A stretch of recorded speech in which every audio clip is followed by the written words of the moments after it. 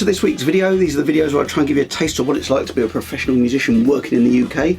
Coming up in this week's video, some samba dancers. I get the whole pub singing. A new string bending technique. I get a cowboy hat thrown at me. And some strange toilets. So I'm very tired today. I've just had 5 gigs in 5 days.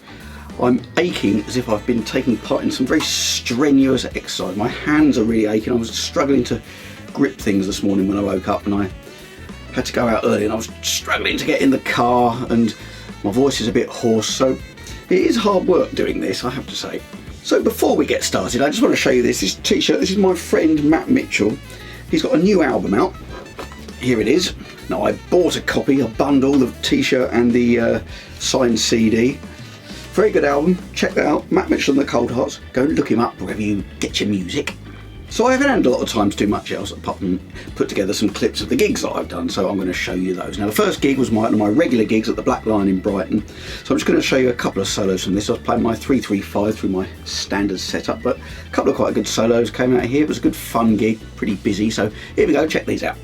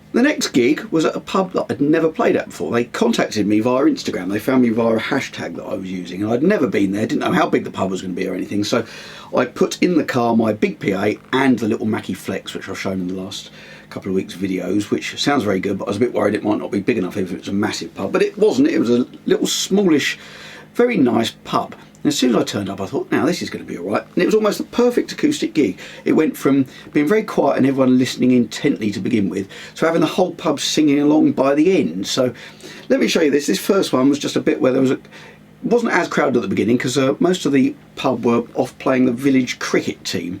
But it was pretty busy, but they were all listening very carefully. So I'll show you this first one. This was a bit of solo from Free Falling.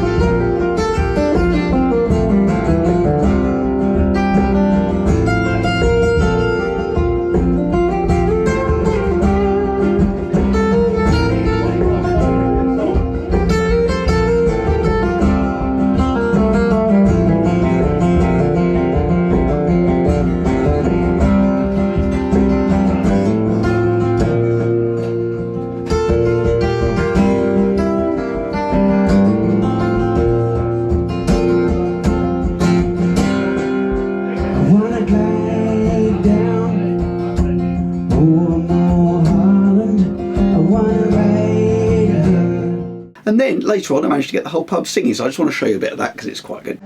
Sing along now.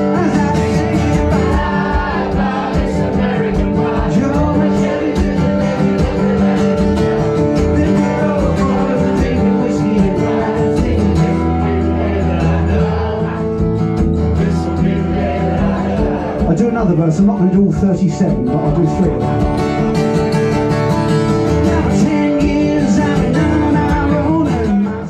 Now the next gig was with a country band that I play in. We kind of do the obvious country stuff and we have a bit of a laugh and wear cowboy hats, etc. I think I've shown some footage of one of these gigs before, but this was good fun. This was over in Portsmouth. We travelled over there, never played there before, but we had a good fun gig and I got to play my Gretsch. So this was through my normal amp and setup, but I have my Gretsch, which I played for approximately 3 songs. Then I switched over because I was struggling a bit. I'm not used to it. I ought to persevere a bit more, and I will next time. But anyway, I took it and then I moved on to the Telecaster. But let me just show you a bit of the Gretsch, see what you think of the tone of this.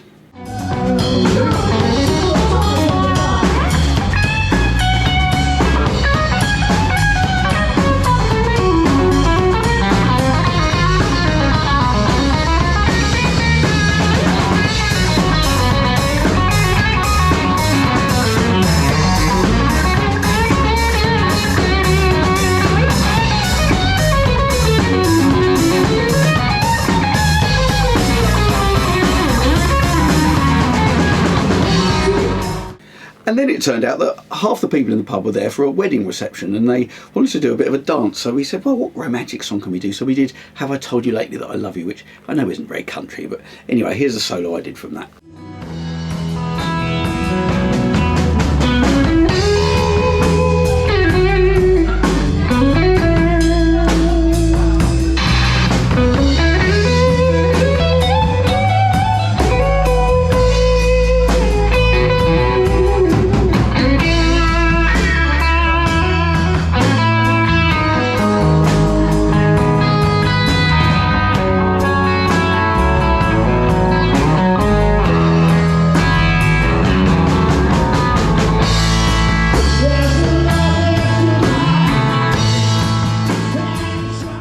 And then we did this. This was the Maverick song, Dance the Night Away. And the reason I'm going to show you this is because for some reason I did this bizarre string bending thing. I don't know why I did it, but I think I'm going to keep it in. I liked it.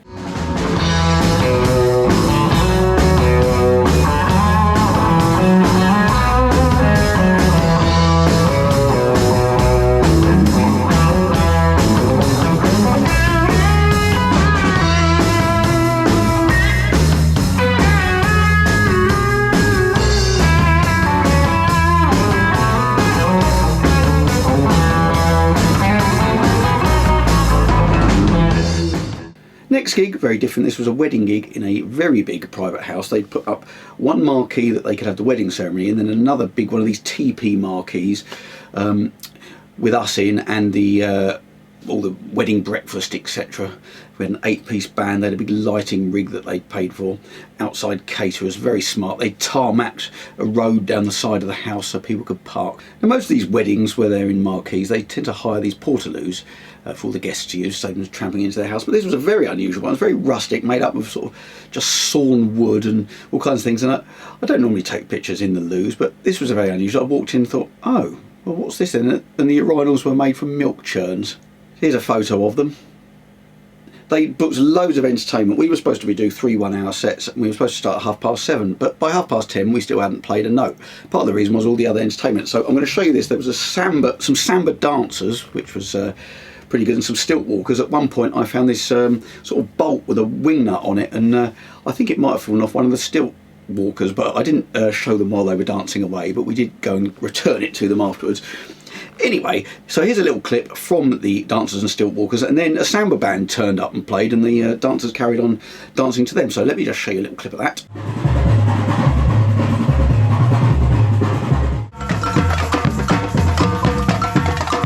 And then finally, just because I ought to, here's just one solo of me playing during that gig.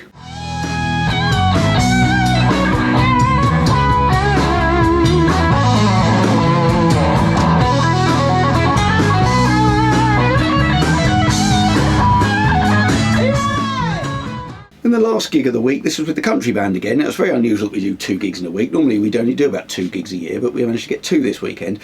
What was nice, I managed to borrow a 1964 Stratocaster, an original one. Now this is fantastic. It's almost like this Strat that came off the production line before or after Stevie Ray Vaughan's. It really does sound like his, and it's absolutely fantastic to play. Really light, I think it's £7. But also I decided to take my Vibro King amp. Now for those who watch regularly, and the eagle-eyed amongst you will notice that my Vibro King amp isn't here. I've got my Marshall amp, which was the first ever proper valve amp I bought many years ago. And I dug it out and I've been using it again, and it turns out I really like it. I was thinking of selling it and I plugged it in and thought, oh no, I like that, I'm going to keep it. So I've changed the amps because the Vibro King is downstairs. I only just got back from the gig and I can't face carrying it upstairs because it weighs £70. But anyway, the combination of the Vibro King and that 64 Strat I thought was a pretty stunning sound. Unfortunately, I think probably because I hadn't used the Vibro King for ages, the reverb wasn't working properly when I got there. That often happens when you have an amp sitting around for ages and then you take it out, the solder cracks or something. I had it happen with this Vibroverb before, so I shall have to get that mended.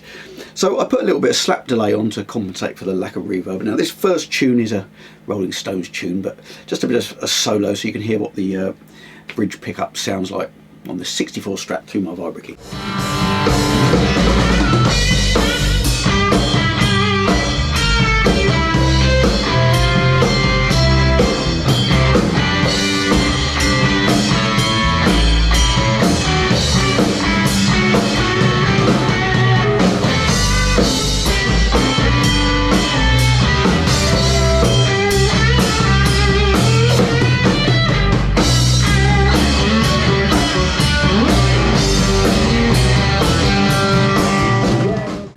And I'm going to leave you with this solo and this guitar. This is where I want to get one like this, or maybe a custom shop one, because I don't think I can go out and buy a 1964 one, and I'd feel a bit worried about taking it on gigs.